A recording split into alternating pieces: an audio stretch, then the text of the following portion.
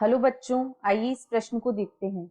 कोशिका जीव द्रव्य कुंचन को प्रारंभ करने के लिए लवण विलय होना चाहिए। विकल्प ए समपराश्री, विकल्प बी अल्पपराश्री, विकल्प सी अतिपराश्री या विकल्प डी इनमें से कोई नहीं। इस प्रश्न की जो मुख्य अवधारणा वह है जीव द्रव्य कुंचन। जीव द्रव्य कुंचन को प्लाज्मोलाइसिस या प्लाज्मोलिसिस भी कहा जाता है। जीव द्रव्य कुंचन में क्या होता है कि जब किसी कोशिका को हम अतिपराश्री विलयन में रखते हैं, जब किसी कोशिका को अतिपराश्री घोल में रखा जाता है, अतिपराश्री घोल में रखा जाता है, तो जो कोशिका का जीव द्रव्यक होता है, कोशिका का जीव द्रव्यक जिसे प्रोटोप्लास्ट कहा जाता है, कोशिका का जीव द्रव्यक या प्रोटोप्लास्ट, यह कोशिका भित्ति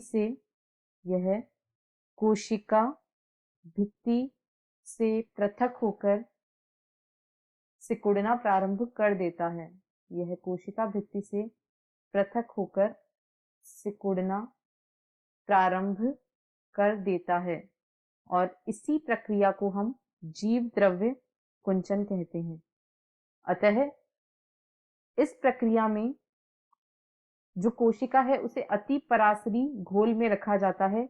अतिपराश्री घोल में रखने पर ही जीव द्रव्य कुंचन की प्रक्रिया संपन्न होगी। अतः दिए गए प्रश्न का सही विकल्प होगा विकल्प सी अतिपराश्री, क्योंकि समपराश्री विलयन में यदि किसी कोशिका को रखा जाता है तो उसमें कोई जल की गति या कोई किसी भी प्रकार की गति अंदर या बाहर देखने को नहीं मिलती है।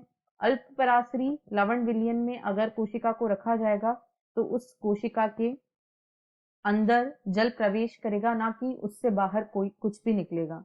तो इस प्रश्न का जो सही विकल्प होगा वह होगा विकल्प सी अतिपराश्री। आशा है आपको प्रश्न समझ आया होगा। धन्यवाद।